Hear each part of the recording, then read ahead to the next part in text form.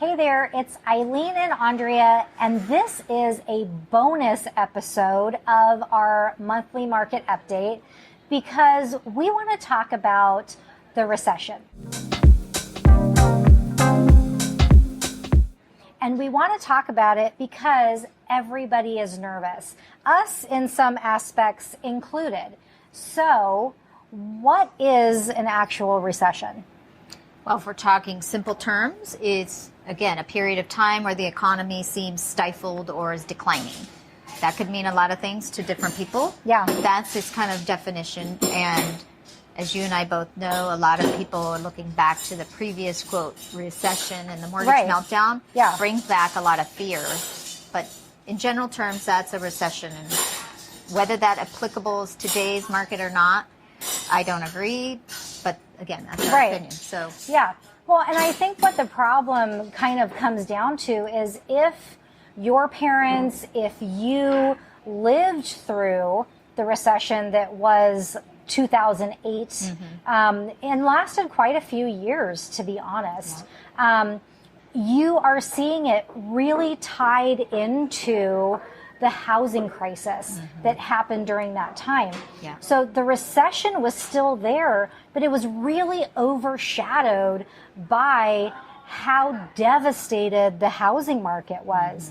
I mean, because some of our home values in Las Vegas plummeted 50% or more. And so it took many, many years to recover from the housing crisis.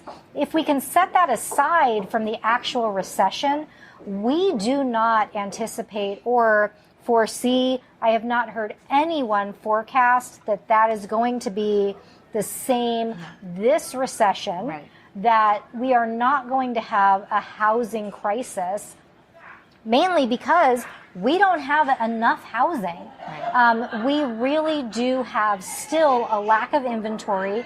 There are still buyers in the market. And today, sellers have more equity in their homes than they ever have before.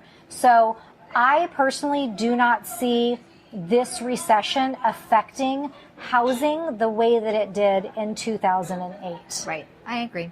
Okay. I think that with regards to recession, what's being predicted or that we're going into a recession will relate to increase in goods and services. And things are more expensive and cost of living is getting higher. So it's a general broad description of what things cost instead of relating just to housing, which what it was in 2008.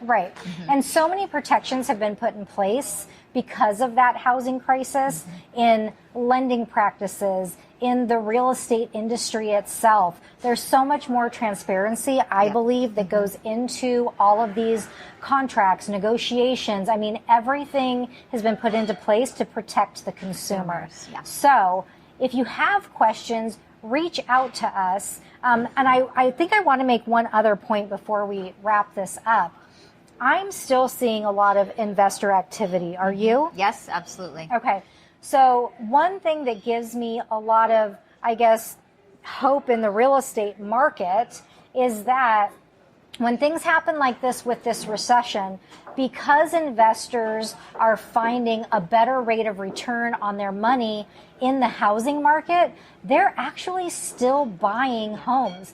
And not that we want to see all of Las Vegas purchased by investors.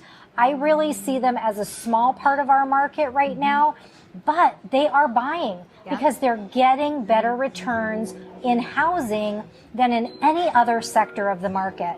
So that should be a good indicator that housing is still a great investment for today, for tomorrow, for your family's generational wealth, whatever that happens to be. Yeah, I agree. Okay.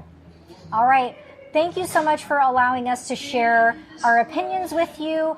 If you still have questions, even if you disagree, let us know. We would love to hear your opinions on this matter, and I'm sure our opinions will continue to evolve as we get deeper in.